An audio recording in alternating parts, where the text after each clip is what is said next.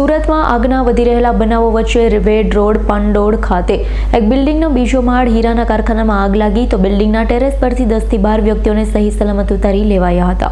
સુરતમાં આગના બનાવોમાં સતત વધારો થઈ રહ્યો છે ત્યારે વેડ રોડ પાંડોળ કેવિન બિલ્ડિંગના બીજા માળે ફ્લેટ નંબર 202માં રાધાકૃષ્ણ જેમ્સ હીરાના કારખાનામાં આગ લાગી હતી। હીરા ગરમ કરવા ઓપન રાખ્યું હતું, તેમાંથી આગ લાગી હતી। કોઈ નુકસાન કે જાનહાની થઈ નહોતી। જોકે 5 વ્યક્તિ ત્રીજા માળે ફસાયા હતા, જેનું રેસ્ક્યુ કરી સહી સલામત બહાર ઉતારવામાં આવ્યા। 10 થી 12 વ્યક્તિઓને કેવિન બિલ્ડિંગના 5મા માળેથી કેશવ દ્રષ્ટિ બિલ્ડિંગની ટેરેસ ઉપર ઉતારી બચાવ કામગીરી હાથ ધરવામાં આવી।